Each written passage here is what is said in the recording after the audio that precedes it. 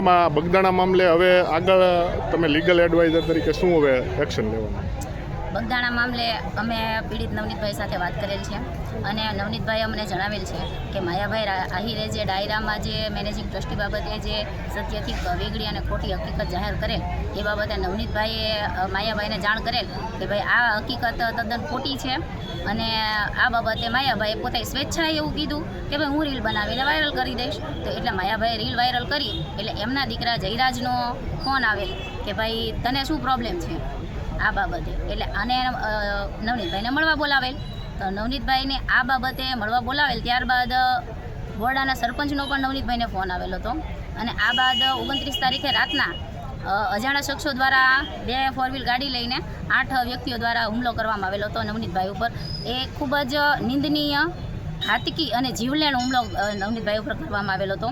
અને આ હુમલાને લઈને જે FIR અમે જોઈ અને FIRનું અધ્યયન કરીને માલુમ પડે કે સામાન્ય મારામારીના ગુનાની સામાન્ય કલમો ઉમેર કરવામાં આવેલ છે અને કોઈ પણ જે આરોપીઓ છે એના નામજોગ ફરિયાદ કરવામાં આવેલ નથી. અને અજાણ્યા વ્યક્તિઓ નામ દરેક આરોપીના નામ નવનીતભાઈએ જણાવેલ હતા. તેમ છતાં પોલીસ દ્વારા અજાણ્યા વ્યક્તિઓના નામ લખાવવામાં અજાણ્યું એવી રીતે દર્શાવેલ છે.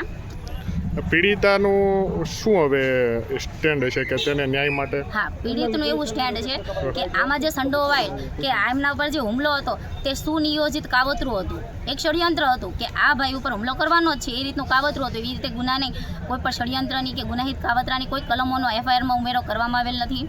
એમના ઉપર જાનલેવા હુમલો કરવામાં આવેલો. તેમ છતાં કલમ 307 કે નવી IPCની કલમ 109, BNSની કલમ 109 કે પછી 326 જૂની IPCની એવી કલમોનો કોઈ ઉમેરો કરવામાં આવેલ નથી. એટલે આ બાબતે અમારે અને ષડયંત્રની કલમ 61 BNSની આ દરેક કલમોનો ઉમેરો કરવામાં આવે અને જે પડદા પાછળથી જે રાજ રમત કરી રહ્યા છે અને રાજકીય ઓથ હેઠળ જે રમત થઈ રહી છે એવા લોકોને માથાઓને બહાર લાવવામાં આવે અને નવનીતભાઈને ન્યાય અપાવવામાં આવે એવી અમારી લીગલ ટીમની મહેનત રહેશે.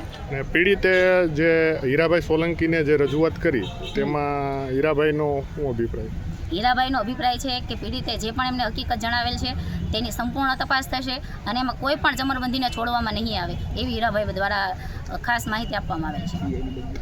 અને હીરાભાઈ દ્વારા ખાસ ખાતરી આપવામાં આવેલ છે કે જે બગદાણા PI છે તેની બદલી બાબતે પણ હીરાભાઈ સોલંકી દ્વારા વાત કરવામાં આવેલ છે.